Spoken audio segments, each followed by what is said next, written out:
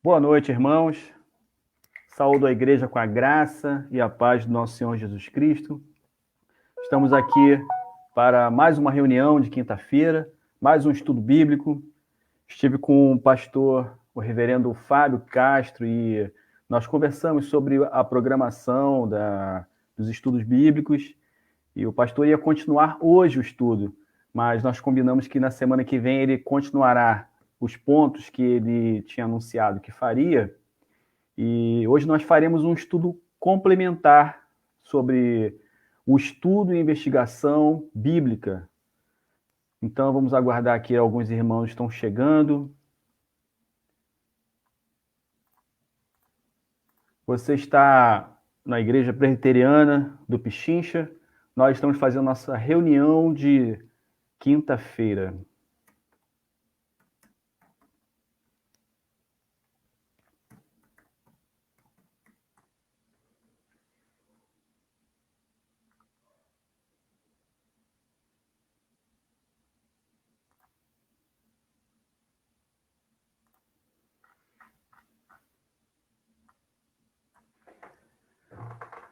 Bom, irmãos, vamos começar com uma oração, pedindo a Deus a sua direção, a direção do Espírito Santo para que ele nos faça compreender a sua palavra, para que Deus nos abra o entendimento e alimente nosso coração com todas as coisas que temos pedido a ele, que temos orado. Senhor, fala o nosso coração, e hoje ele vai falar aos nossos corações, então vamos pedir a direção de Deus.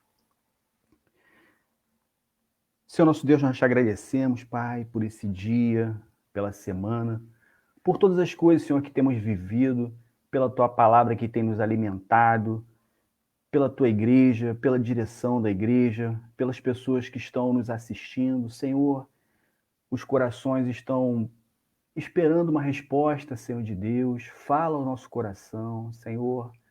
Nós precisamos, Senhor, da tua presença, do teu abraço.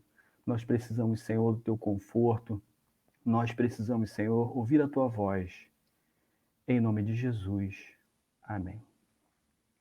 Bom, irmãos, vamos abrir nossas Bíblias. Hoje nós vamos estudar sobre a interpretação da Bíblia, e para a nossa reflexão vamos ler em 2 Timóteo, capítulo 3, versos de 12 a 17. Lá diz assim: Ora, todos quanto querem viver piedosamente em Cristo Jesus serão perseguidos, mas os homens perversos e impostores irão de mal a pior, enganando e sendo enganados. Tu, porém, permanece naquilo que aprendeste e de que foste inteirado, sabendo de quem o aprendeste, e que desde a infância sabes as sagradas letras que podem tornar-te sábio para a salvação pela fé em Cristo Jesus. Toda a Escritura é inspirada por Deus e útil para o ensino, para a repreensão, para a correção, para a educação na justiça, a fim de que o homem de Deus seja perfeito e perfeitamente habilitado para toda boa obra. 2 Timóteo 3, de 12 a 17.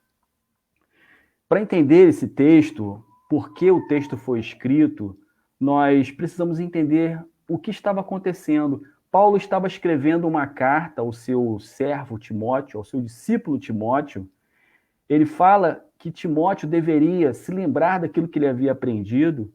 Paulo diz para Timóteo que ele deveria manter tudo que ele havia absorvido de sua mãe, de sua avó.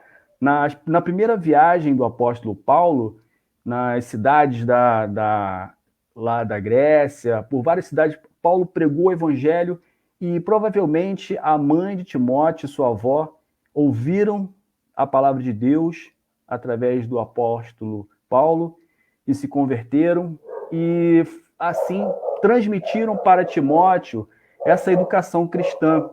Todo o conhecimento da palavra de Deus foi passado a ele, e ele cresceu sob a instrução de sua avó e sua mãe. E é isso que nós fazemos com os nossos filhos. Nós queremos que os nossos filhos frequente a escola secular e aprendam e futuramente eles estejam preparados para a vida. A palavra de Deus é essa educação básica que nós também queremos que nossos filhos absorvam. E agora o apóstolo Paulo está dizendo para ele que tudo isso que ele havia aprendido com sua mãe e sua avó, ou seja, a escritura, todo o conhecimento de Deus, centralizado na pessoa de Jesus Cristo, isso era para ele útil para o ensino, para a repreensão, para a correção, para a educação na justiça, a fim de que o homem de Deus seja perfeito e perfeitamente habilitado para toda boa obra.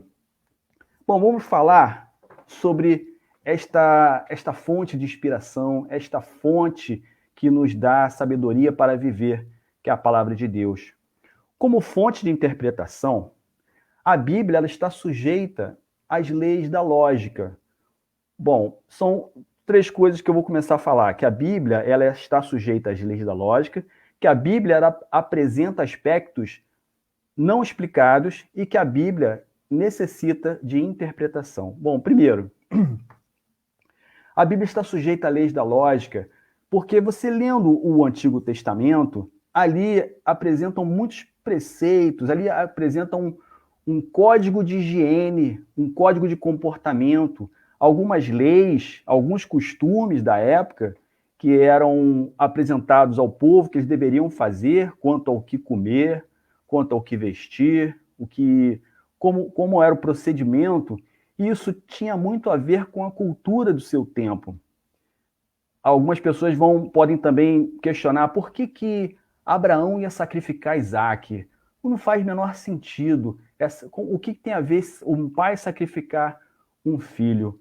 Bom, mais uma vez, esse primeiro item que nós falamos, que a Bíblia está sujeita, a interpretação da Bíblia está sujeita à lógica do seu tempo, esse é um aspecto que tem muita lógica com o seu tempo, porque esse costume de sacrificar vidas humanas para agradar um Deus não era uma determinação que vinha de Deus, mas era um costume do povo cananeu mesmo, o povo da época, o povo do seu tempo, o povo de Abraão. Eles tinham, esse povo que morava ali em Canaã, eles tinham esse hábito de sacrificar vidas humanas para agradar a um Deus, porque eles esperavam que essa divindade que estava lá em cima, ou lá embaixo, que estava onde eles acreditavam que estava, era um ser superior que daria ao ser humano uma fertilidade, colheita, alimentos, condições de vida e prosperidade. Então, eles ofereciam aos deuses, né? Aos deuses balaíns, enfim, da terra, sacrifícios humanos e sacrifícios também da terra. Mas Deus vai mostrar a Abraão que ele não se interessa por esse sacrifício de sangue humano. Deus ele se apresenta como um Deus diferente, como um Deus que não quer sacrifícios humanos, mas sim obediência. E aí, a obediência de Abraão tem muito significado para a nossa fé, teve muito significado para o próprio Abraão, que pôde perceber, passando ali por uma prova, e Deus se agradar de sua obediência, mas o sacrifício de uma vida humana não teria nenhum proveito. E aí Deus apresenta para Abraão uma ovelha que sai de trás de uma pedra, que aparece ali, e essa ovelha é sacrificada. A figura da ovelha, ela tipifica a figura de Jesus Cristo, porque o ser humano, com seus pecados, tal como somos, nós não somos capazes de nos redimir sozinhos. Nós não temos condições de alcançar a salvação por nós mesmos.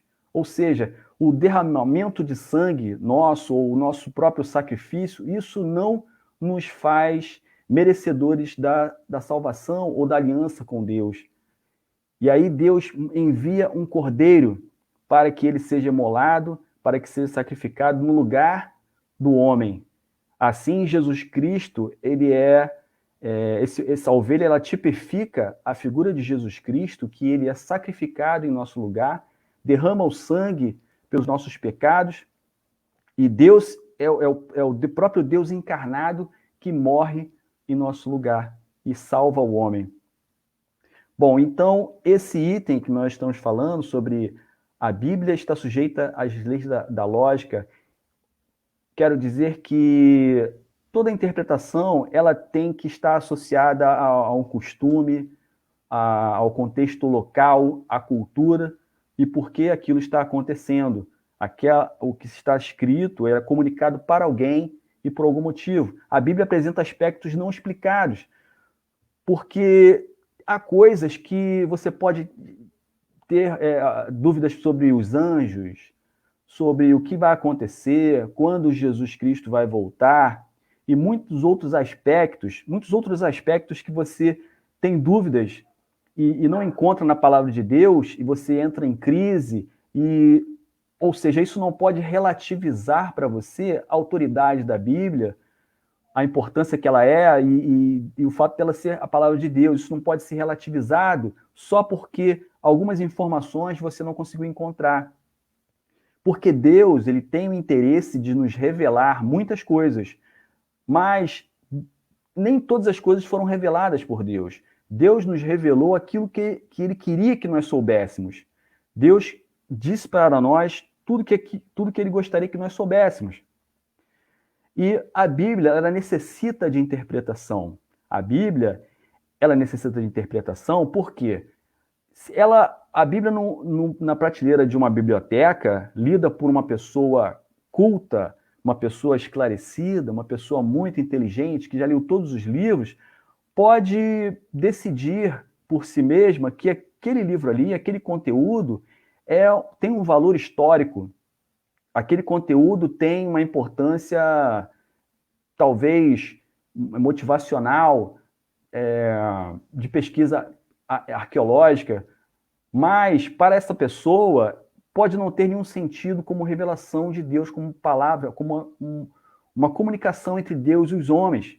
E por isso a Bíblia precisa ser interpretada por aquelas pessoas que o Espírito Santo iluminou o coração e revela a sabedoria de Deus. Essas pessoas que recebem a graça especial, essas pessoas que têm um coração regenerado pelo Espírito Santo, têm sua cosmovisão aberta e voltada para as verdades de Deus, essa pessoa que consegue enxergar nas Escrituras Deus falando consigo, essas pessoas têm o papel de transmitir a palavra de Deus, de interpretar a palavra de Deus como ela deve ser interpretada. As diferentes formas como a Bíblia é vista no mundo. O mundo pode olhar para a Bíblia como uma fonte científica, uma fonte histórica, à luz das evidências. E aí vai se utilizar um método de interpretação da Bíblia como uma crítica literal. É um método histórico-crítico, estudando as evidências, observando apenas a cultura do tempo, por que as coisas aconteceram, mas como uma forma científica. A Bíblia também pode ser interpretada de forma filosófica. Tanto a forma de interpretação científica histórica como a interpretação filosófica existencialista, essas duas maneiras de se olhar para as Escrituras, pode-se dizer que não é uma maneira cristã de se interpretar a Bíblia. É uma maneira humana, é uma maneira natural, a partir de um coração cego, morto em delito e pecado. Ou seja, o mundo ele está cego de Deus. O mundo não enxerga Deus. O mundo necessita que o Espírito Santo ilumine seu coração para que ele enxergue Deus. Então, o mundo interpreta a Bíblia de forma científica, de forma histórica, através do método crítico literal, de forma filosófica, existencialista, que seja à luz das necessidades humanas de um tempo, de forma simbólica, né? Ou também o mundo pode interpretar a Bíblia de forma poética, é uma forma de arte, né? A arte ela tem esse caráter de criar, de aceitar as coisas como elas são, de não se incomodar menos com a racionalidade e dar asas à capacidade de criar, de inventar. Então, o mundo olha também para as Escrituras de uma maneira muito poética. Ou a Bíblia pode ser interpretada pelo aspecto revelacional. Nós somos cristãos reformados. A Igreja Presbiteriana do Brasil, ela é uma organização cristã reformada e crê que a Bíblia ela tem um aspecto revelacional. O que vem a ser um aspecto revelacional? Acontece da seguinte forma: o Espírito Santo ele pega as Escrituras, todo o texto bíblico, e Deus se comunica com você através daquelas palavras. Nós falamos com Deus através da oração e Deus se comunica conosco através da sua palavra, de uma forma dinâmica. Deixa eu só conferir se minha esposa, se a minha imagem está aparecendo. Júlia, a imagem está perfeita? Então tá. Ela é minha técnica de imagem aqui. Então, nós somos presbiterianos, acreditamos no aspecto revelacional das Escrituras. O Espírito Santo fala aos nossos corações. Mas será que o Espírito Santo fala comigo a mesma coisa que falou com as pessoas na época dos profetas? Será que o Espírito Santo está falando a mesma coisa que Jesus estava falando com os seus discípulos ou com as pessoas dessa época? Nem sempre. Algumas comunicações que estão registradas na palavra de Deus, elas são palavras direcionadas àquelas pessoas daquele tempo. Entretanto, o Espírito Santo pega aquelas palavras de alguém falando para outra pessoa e transforma essa experiência, essa comunicação, aquela conversa, aquela circunstância em um ensino prático, transforma isso numa aplicabilidade para a minha vida. E então aquela circunstância, aquela situação vivida ali, apesar do profeta ou de Nicodemos ou do apóstolo João não ter falado comigo, o Ailton, mas aquela experiência me ensinou algo. E essa condução das circunstâncias e da mensagem prática retirada daquela experiência, essa condução é feita pelo Espírito Santo de Deus, que fala aos meus corações, que responde às minhas perguntas. A Bíblia, ela explica a Bíblia, ou seja, a Bíblia interpretada à luz da Bíblia. Ou seja, aquilo que é implícito deve ser interpretado à luz daquilo que é explícito. Quero dizer que existem coisas mais difíceis para se compreender nos episódios da Bíblia que necessitam de uma investigação além do texto, das palavras que estão ali. Às vezes você precisa considerar os aspectos arqueológicos, o relevo do terreno, considerar que Agar, por exemplo, estava caminhando no deserto, e aí se você lê a história de Agar, aquela escrava, né, de Sara, que foi dada para Abraão, para que ele coabitasse com ela e mais tarde venha nascer Ismael, né? Se você lê essa história, você observa muitos aspectos interessantes que vão te ensinar muito, mas se você começar a entender um pouco a questão geográfica, a questão do clima, a questão dos costumes, aquela mensagem vai ser muito mais enriquecedora para você. Então, às vezes nós temos que compreender mais um pouco do contexto, da situação, além do que vou chamar isso de uma situação implícita. E aí você parte dos aspectos mais fáceis para os aspectos mais difíceis. É uma investigação dinâmica e mais aprofundada das Escrituras. No Antigo Testamento, a Bíblia é dividida em várias partes, né? Que a Reforma Protestante ela fez essa separação, essa decupagem, vamos dizer assim, das partes da Bíblia. Então ela começa com o Pentateuco, que são 5 livros que contam sobre a história do mundo, da humanidade, do povo de Israel, registrando também toda a lei de Moisés. E nesse Pentateuco são os 5 primeiros livros, que você vai encontrar lá Gênesis, Êxodo, Levítico, Números e Deuteronômio. Depois vem os livros históricos. O que são esses livros históricos? Eles contam a história do povo de Israel desde a conquista de Canaã, e eles vão até o retorno do exílio babilônico. Então, o povo de Israel passou por alguns exílios babilônicos, né? Depois de Jeroboão, né? O povo de Israel ele sofreu uma invasão dos assírios, que era um povo muito violento, e aprisionou e sitiou o povo do norte.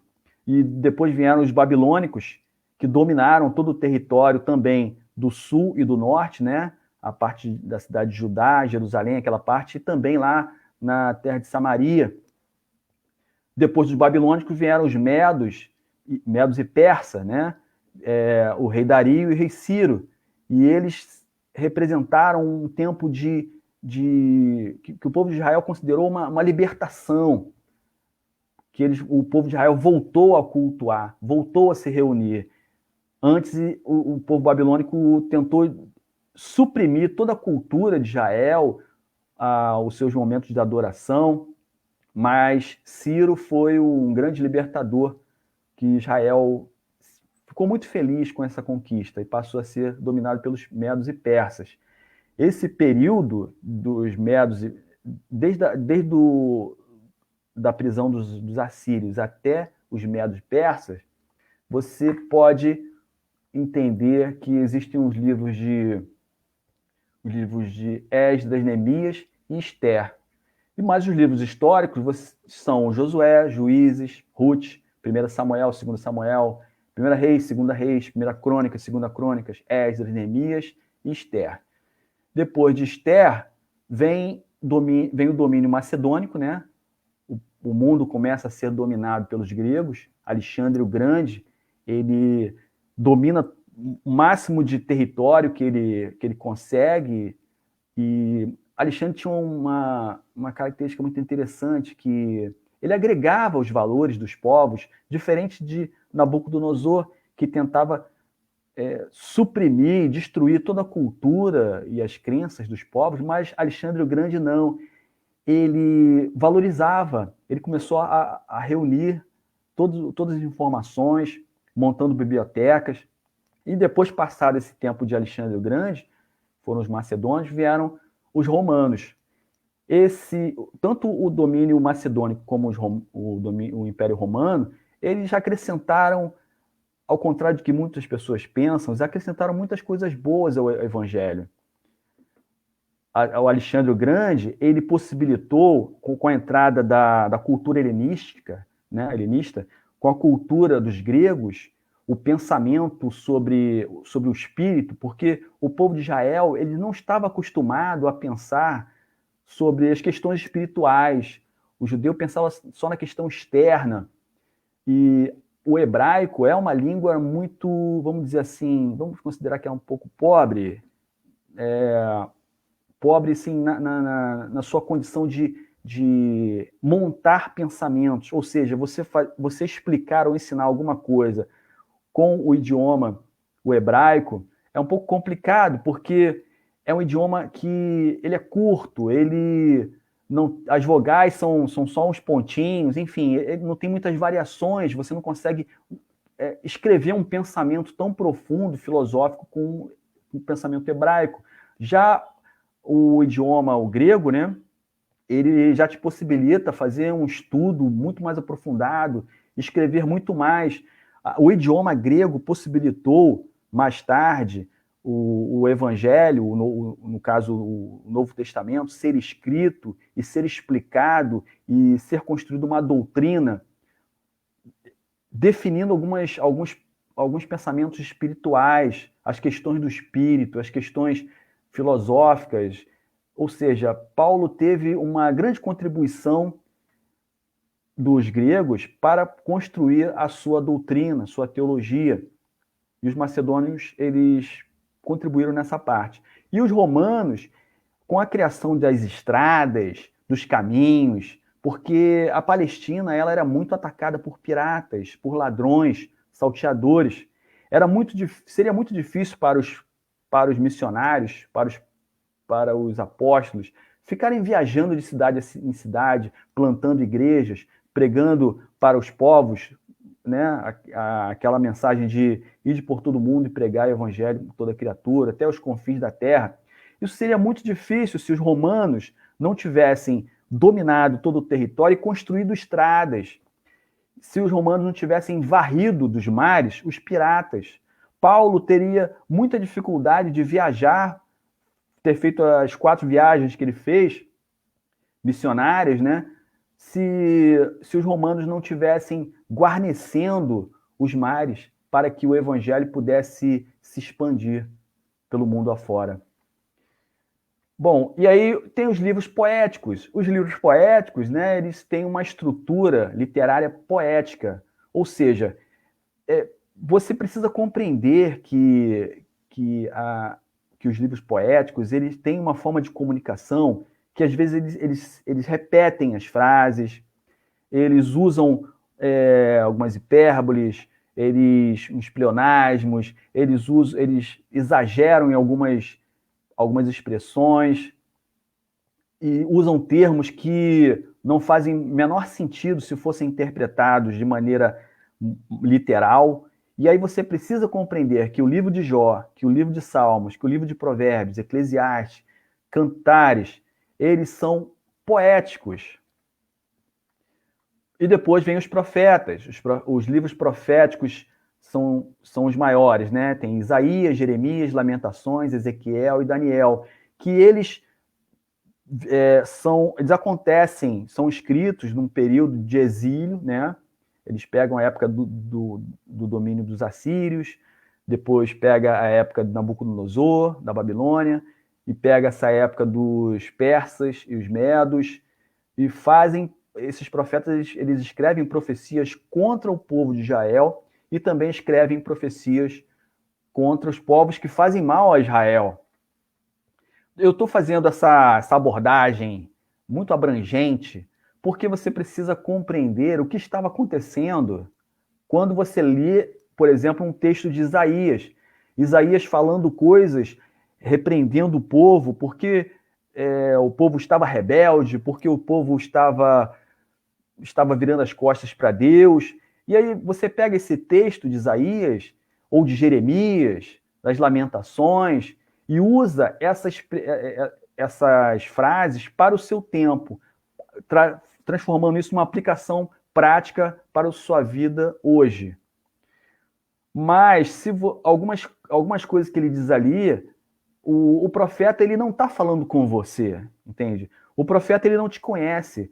O profeta de 700 anos antes de Cristo, 500, 400 antes de Cristo, né?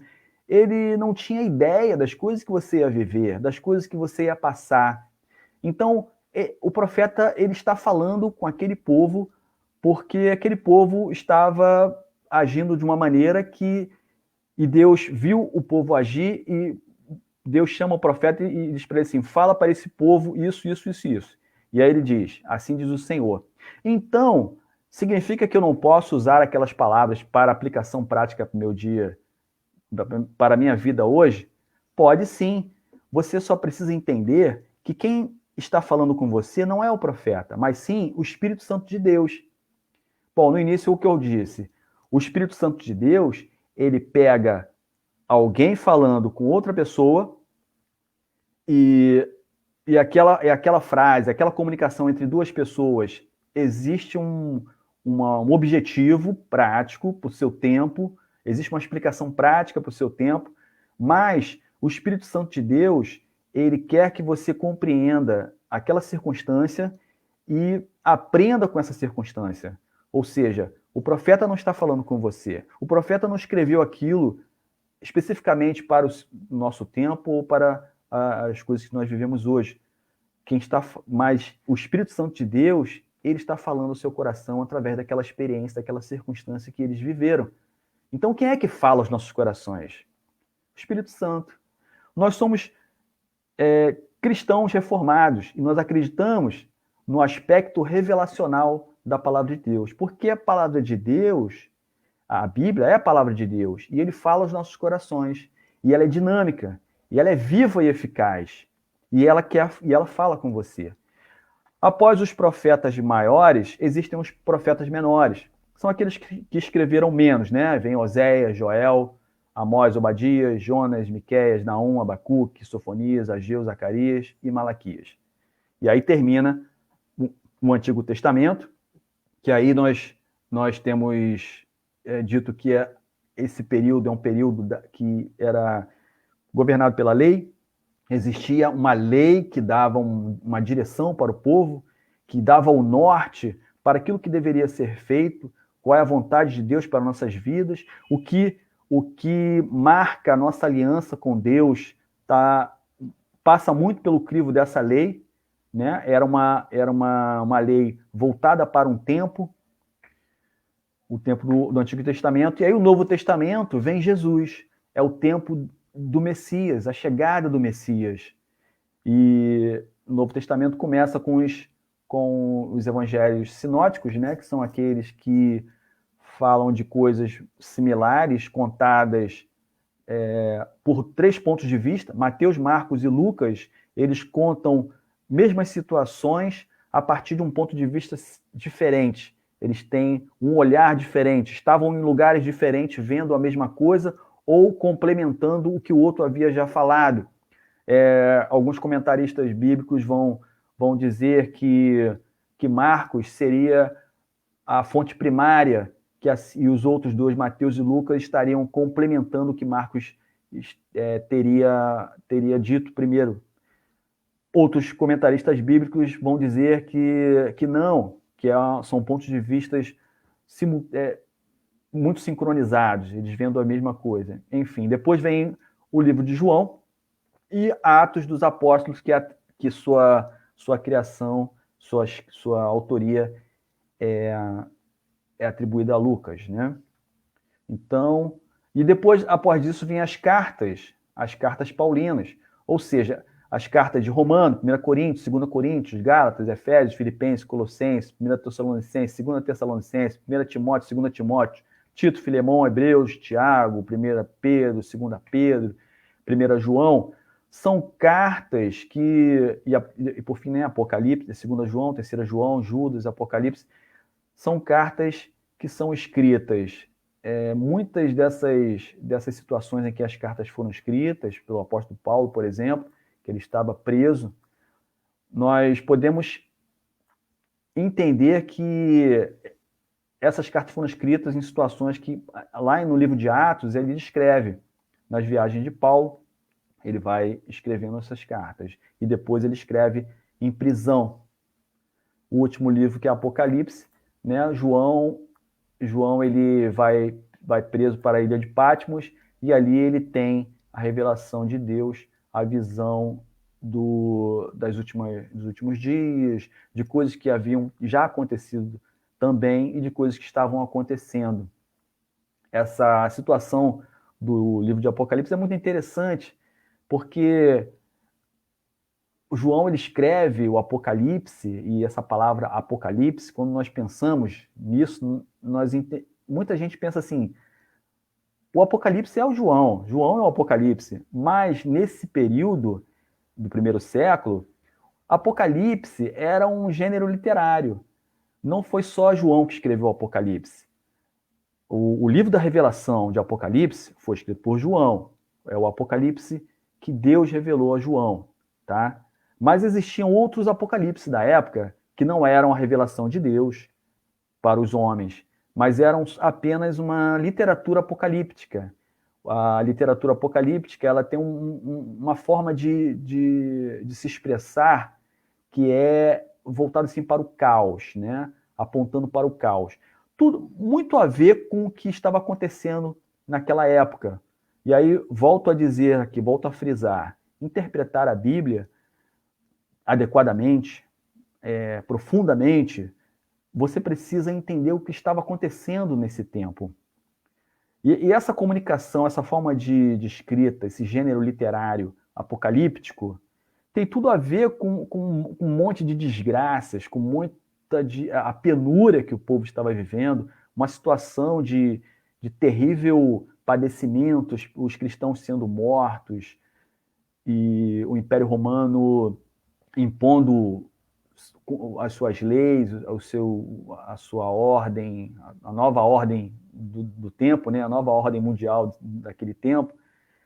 Então começaram a surgir literaturas apocalípticas, que são referentes assim, ao caos. Né? E o Apocalipse, por exemplo, eu optei pela versão amilenista. Eu acredito que o Apocalipse ele foi escrito não somente descrevendo as coisas que iriam acontecer no futuro, mas também ele descreve os acontecimentos do passado e do presente. E ele descreve o plano redentivo de Deus, o plano de salvação até a volta de Jesus Cristo, 7 vezes. Né? Essa é a minha posição sobre a escritura do Apocalipse. Nós acreditamos assim. Então, como se deve investigar um texto bíblico? Primeiro, a gente, depois de ler a palavra de Deus, né? Depois de orar, depois de pedir a Deus que nos dê iluminação, porque toda iluminação, todo esclarecimento das Escrituras, ela só pode vir do Espírito Santo, ele que ilumina nossa compreensão. E você pode tirar uma aplicação prática de imediato daquele texto que você leu, mas se você quer mergulhar profundamente naquele conhecimento, você tem que observar o contexto histórico imediato. O contexto histórico imediato é o que estava acontecendo naquele momento. Jesus, por exemplo, quando ele entra no templo e ele vê aqueles mercadores usando o templo de Deus para enganar as pessoas, para comercializar a crença das pessoas, fazendo daquela religião um comércio, um mercado mesmo, sem o menor comprometimento com a lei de Deus, ou com o próprio Deus, ou com o amor de Deus. Ele começa a derrubar as coisas e ele critica aqueles homens e ele é pesado com aqueles homens. E aí algumas pessoas podem dizer, mas por que Jesus foi tão radical? Jesus foi tão rude? Jesus foi tão áspero? Jesus foi áspero com aqueles homens. Jesus usou de expressões muito, não sei, parece um pouco... Alguém pode interpretar aquilo como uma agressividade. E se você não compreender o que estava acontecendo, se você não compreender que Jesus precisava ter uma postura firme, ele precisava levantar o tom, ele precisava falar mais forte, gritar e ser um pouco, agir com muita energia naquele momento, você pode interpretar errado. Outra coisa que você precisa também, que vai contribuir muito para a sua interpretação, é ler o contexto anterior. Ou seja, o que aconteceu antes e o que está acontecendo agora. Muitas explicações que você não consegue encontrar num capítulo, pode ser que você encontre no capítulo anterior. Então, se você quer pregar, por exemplo, né, um pregador, o pastor Fábio, ele vai pregar sobre Mateus capítulo 10. Provavelmente o pastor Fábio vai ler o capítulo 8, o 9, o 10, o 11 e o 12 para pregar o 10, porque muitas explicações não estão naquele capítulo que você leu, estão no anterior. Algumas mensagens que você pode pregar depois do Sermão do Monte, vai exigir que você leia todo o Sermão do Monte. Alguns livros, por exemplo, Jeremias, se você vai pregar em Jeremias, e você vai pregar no capítulo 9 de Jeremias, você precisa ler o livro todo de Jeremias. Você precisa conhecer o livro de Jeremias para depois pregar um versículo de Jeremias, entende? Porque aquele versículo que você leu, aquele versículo que você explicou, que você tirou aqui uma lição prática para a vida de alguém ou para a sua própria, pode ficar fora de contexto, ficar sem sentido, se você não conhecer toda a história. Se você não conhecer a história de Jeremias, o que ele estava fazendo ali, o que ele estava sentindo, por que ele falou aquilo. E aí você vai ver Jeremias num momento muito animado, daqui a pouco Jeremias muito pessimista, daqui a pouco Jeremias dando uma bronca, daqui a pouco Jeremias falando com outras pessoas que você não entende o que ele está falando, por que está falando isso. Então, ele passa por vários momentos diferentes que você precisa compreender toda a história. E aí você, para entender um contexto bíblico, você tem que entender o contexto imediato, o contexto anterior e o contexto posterior. Cabe bem também você compreender um pouco do contexto canônico, o que vem a ser o contexto canônico. É o que esse texto tem a ver com Jesus. Se nós somos cristãos, nós temos que ser cristocêntricos. Jesus é o centro, né? Temos que ser cristocêntricos. Então, o contexto canônico é quando aquele texto ele dialoga com a pessoa de Jesus. Você precisa encontrar Jesus naquele texto. O que esse texto tem a ver com a pessoa de Jesus? Tudo. Todos os textos da Bíblia, inclusive do Antigo Testamento e do Novo Testamento, têm que ter a ver com Jesus e tem a ver com Jesus. Você precisa encontrar Jesus nesse texto. Porque o sentido da nossa fé, a base da nossa fé, ela parte da pessoa de Jesus. Então, você pode estudar Gênesis, mas Gênesis, o texto que você leu ali, isso tem que ter uma conotação, uma associação redentiva para a sua vida, de salvação, que justifique a vinda de Cristo ao mundo, que justifique Jesus Cristo ter morrido na cruz para nos salvar, de alguma forma. Bom, isso é uma outra mensagem, um outro estudo, né? Tem livros que falam sobre pregação cristocêntrica, o que é, como pregar de forma cristocêntrica. Bom, outra coisa é você tem que entender também, você não tem que entender, né? Seria assim, o texto literal. Os intérpretes da Bíblia, né, os pastores, os teólogos, eles precisam passar pelo texto literal, porque no grego e no hebraico, às vezes, uma vírgula vai mudar o sentido da mensagem. Mas hoje, você como membro da igreja, como aluno da escola dominical, você não precisa entender grego e hebraico. As revistas, as lições já trazem para você uma interpretação, uma tradução, uma transliteração já pronta para o sentido das expressões. E aí, a partir daquilo, a gente já vai estudar. Mas os teólogos precisam entender a parte literal. Formas de linguagem, né? Você precisa entender que a palavra de Deus, ela às vezes, ela se comunica de forma poética, que são os salmos. Às vezes, eles são relatos históricos. Relatos históricos não estão dizendo que eu tenho que fazer aquilo ou isso. Relatos históricos só estão descrevendo os acontecimentos. A partir desses acontecimentos, eu posso trazer uma aplicação prática para a minha vida, usando a própria Bíblia para dar valor à mensagem da Bíblia, né? Outras situações são parábolas, né? O rico e o mendigo, né? Você vê a parábola, né? O grão de mostarda, né? A dracma perdida. São várias parábolas que possivelmente são histórias do tempo, da época de Jesus, são considerações, situações, circunstâncias que ele pegou e usou como ilustração para nos ensinar algo, mas são parábolas. E quando é que nasce uma heresia? Como as heresias são produzidas? Por que tem tantas pessoas falando coisas que não tem nada a ver com a palavra de Deus? Como pode a palavra de Deus ensinar uma coisa assim, tão estranha? As heresias, elas nascem quando o teólogo, quando o intérprete da palavra de Deus, ele usa as escrituras para satisfazer, para contemplar os seus desejos próprios. Ou seja, primeiro eu tenho uma lição de autoajuda, um conselho prático que a minha avó me deu e eu acho isso lindo.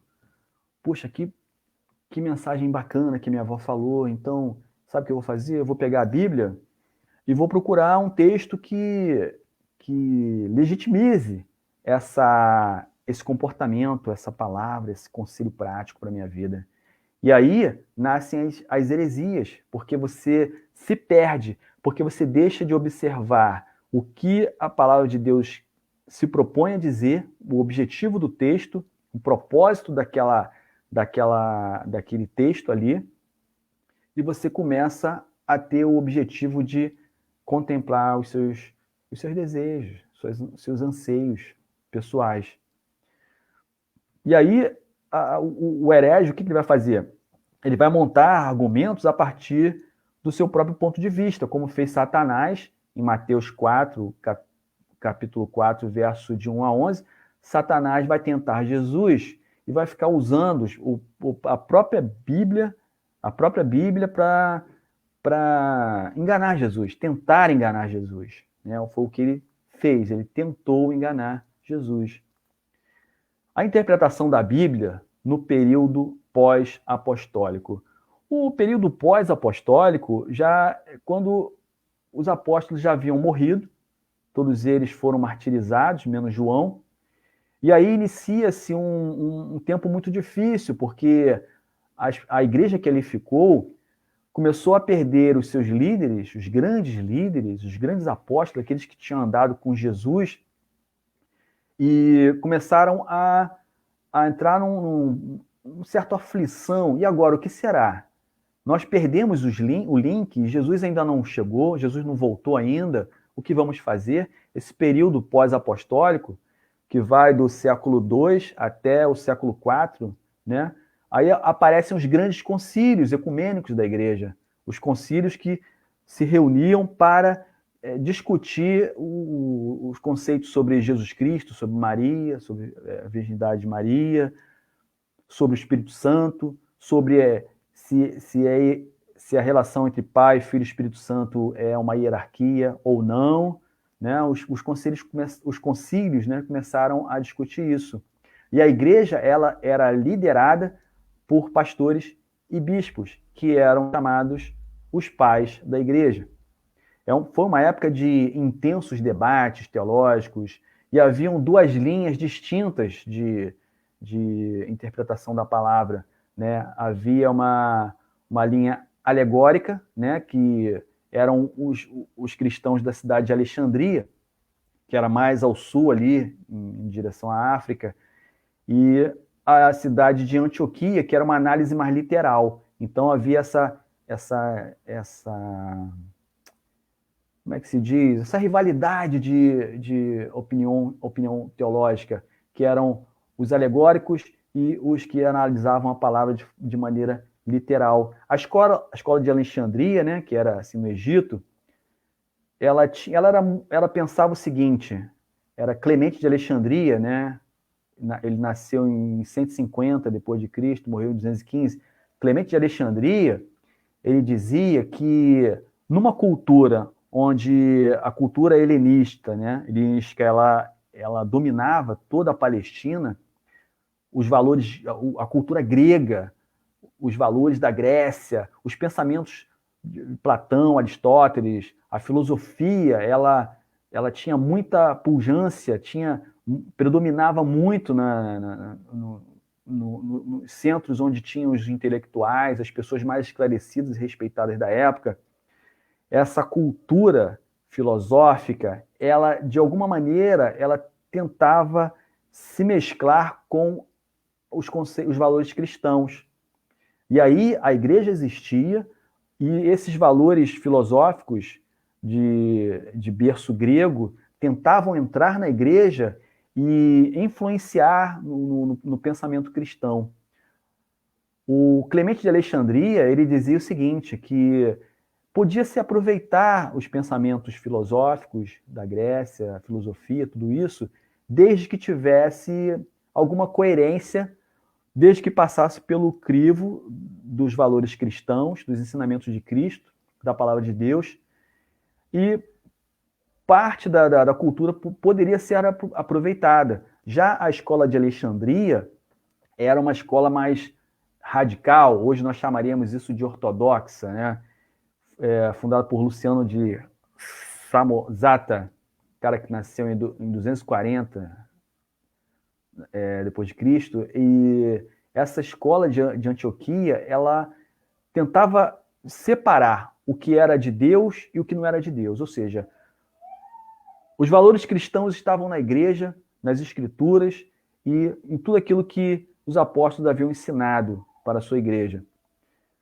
O que não fosse isso, era cultura, isso não poderia ser aproveitado em nada, isso não servia para o povo de Deus.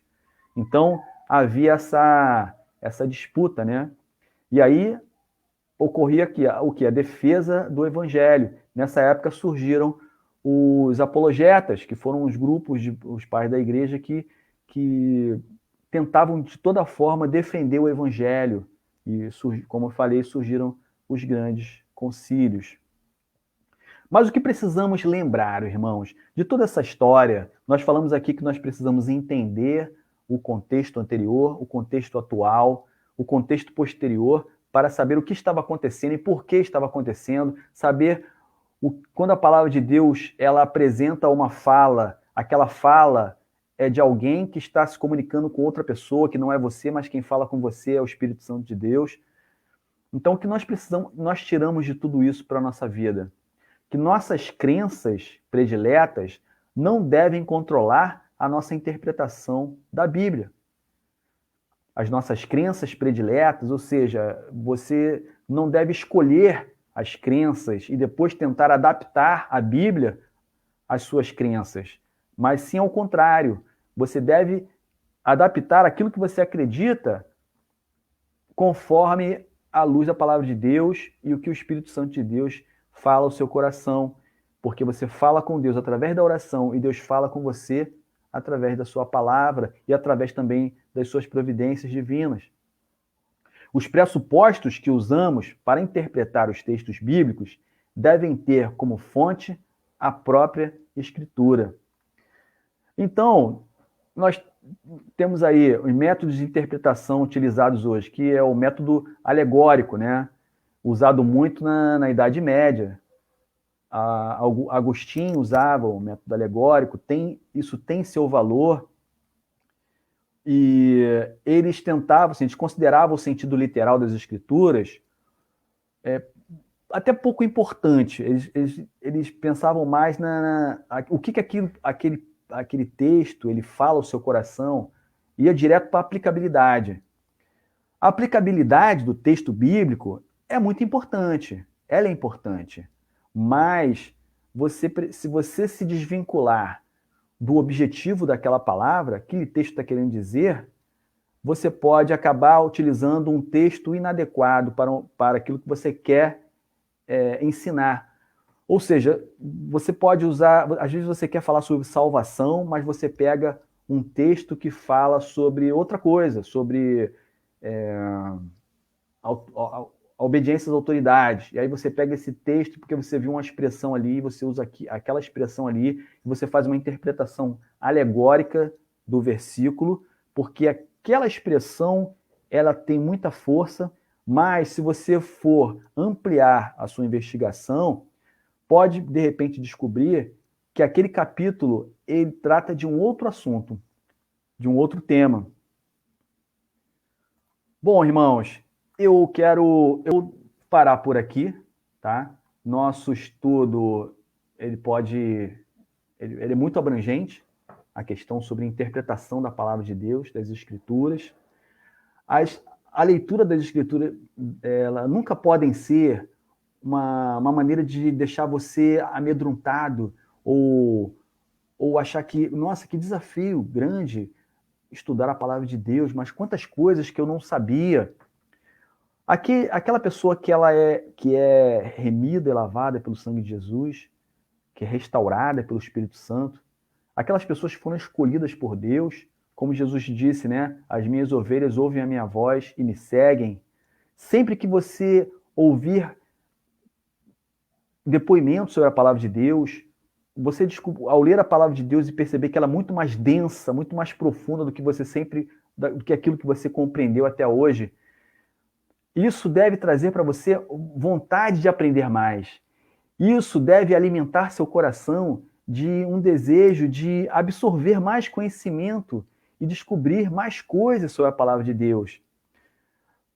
E a gente ganha muito em estudar mais a palavra de Deus, e lendo a palavra de Deus você vai perceber que vão aparecer mais dúvidas, e aparecendo mais dúvidas você vai ligar para o pastor da igreja, para o presbítero, para o professor de escola dominical, para mim, e a gente vai conversar, mas o texto também se propõe a provocar você a esse desafio de mergulhar mais profundamente nas Escrituras, porque é uma vontade que é colocada por Deus no seu coração. Ele coloca em você um desejo de estudar e Deus quer que você sinta a vontade de mergulhar, que você faça perguntas, que você participe.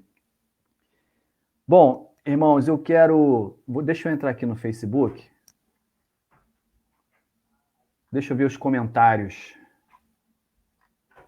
Agora que eu estou olhando a quantidade de gente que está aqui. Eu estava tão entretido com a comunicação. Deixa eu ver se tem alguém fazendo pergunta. Não, vocês não fizeram perguntas. Quando fazem pergunta, assim, ou a pessoa não está entendendo nada ou está entendendo tudo, né? Bom, tomara que esteja entendendo tudo. E se não tiver entendido, também nós tiraremos muito proveito disso, porque eu estou aqui pronto a responder algumas perguntas, se vocês quiserem, sobre interpretação das Escrituras, sobre o Antigo Testamento, sobre o Novo Testamento, e que essa nossa palavra, ela provoque em nós uma sede, uma vontade de estudar mais, uma vontade de buscar explicações, de que esse estudo ele tenha criado em vocês investigadores das Escrituras, pessoas que querem mergulhar, que querem conhecer mais as Escrituras. Tá bom? Irmãos, eu vou orar agora para nós terminarmos. E posteriormente, se vocês quiserem me mandar um WhatsApp, uma mensagem, alguma pergunta, a gente pode continuar conversando sobre tudo que foi falado hoje. Semana que vem o pastor vai estar aqui continuando os temas que ele começou, que ele havia anunciado, né? E vai ser momentos muito abençoadores, como foi hoje e como são todas as quintas-feiras na casa do Senhor. Vamos orar? Oremos. Senhor nosso Deus, nós te agradecemos pela tua palavra, Senhor. Te agradecemos, Senhor, porque cada vez que nós mergulhamos nessas letras reveladas pelo teu Espírito, elas produzem em nós um desejo de conhecer mais, Senhor. Nós compreendemos que a tua palavra ela é muito mais profunda do que o mundo pensa que ela é. Ela não é só um livro de história, Senhor, mas ela é a palavra de Deus, é a revelação do Espírito Santo, é a voz de Deus para os nossos corações. Senhor, então, nos abençoe, Senhor, com tudo que foi falado hoje e que isso reverbere pelos nossos lábios, que se desdobre em movimentos de buscar o estudo bíblico, Senhor, cada vez mais na tua casa. Abençoe o nosso pastor, para que ele esteja cada dia mais alimentado para estar aqui para nos ensinar. Abençoe os presbíteros, a junta diaconal, os líderes da tua casa, as professoras da escola infantil, que ensinam a base cristã para os nossos filhos. Senhor, alimenta a tua casa, Senhor, alimenta a tua igreja com a tua palavra e nos vivifique, Senhor, nos transformando de glória em glória até a volta do nosso Senhor Jesus Cristo. Em nome de Jesus. Amém. Irmãos, foi muito bom. Muito obrigado eu estar com vocês e a gente pode continuar conversando, tá? Deus abençoe. Eu vou me despedir agora. E eu estou disponível no WhatsApp. Se vocês quiserem fazer alguma pergunta sobre tudo que foi falado aqui, a gente pode conversar, tá bom? Deus abençoe. Amém.